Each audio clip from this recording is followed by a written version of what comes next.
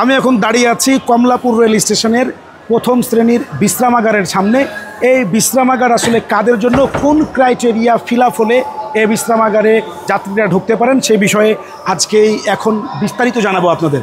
আপনি তো এখানকার দায়িত্বে আছেন, যদি একটু জোরে বলবেন। এবং এসি প্রথম শ্রেণীর বিশ্রামাগার এটি আসলে কাদের জন্য, কারা এটা ব্যবহার করতে পারে? এটি আসলে আমাদের রেলওয়ের আপনার এসি স্নিগ্ধা টিকিট যাত্রী যারা, তারা ব্যবহার করতে পারবে। ফার্স্ট ক্লাস টিকিট যাত্রী তারা ব্যবহার করতে পারবে। আর কেবিন টিকিট যাদের আছে এবার তারা ব্যবহার করতে পারবে। এর বাইরে যে টিকিটগুলো আছে, এর বাইরে শোভন চেয়ার যেগুলো আছে সেগুলোর জন্য বাইরে ওয়েটিং রুম আর একটা আছে, শোভন চেয়ার ওয়েটিং রুম।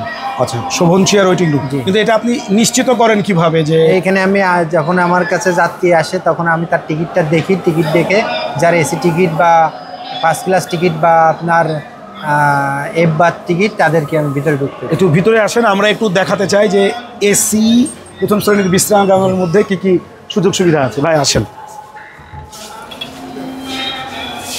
জানেন আপনি ওনারে ধরেন।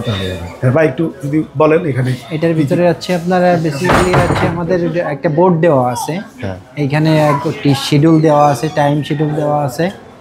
আর এইখানে আপনার একটা টিভি আছে, বাইরে ভিতরে মাতৃযুদ্ধ কর্নার আছে। এই যে দুই পাশে ওয়াশরুম আছে, মহিলা ওয়াশরুম, পুরুষ ওয়াশরুম আলাদা আলাদা। আচ্ছা ভাই, আপনি একটু ঘুরায় একটু দেখান। মোবাইল চার্জ থেকে শুরু করে হ্যাঁ মোবাইল চার্জ দিতে পারবেন। ভালো সোফা এবং জায়গা খুবই অল্প,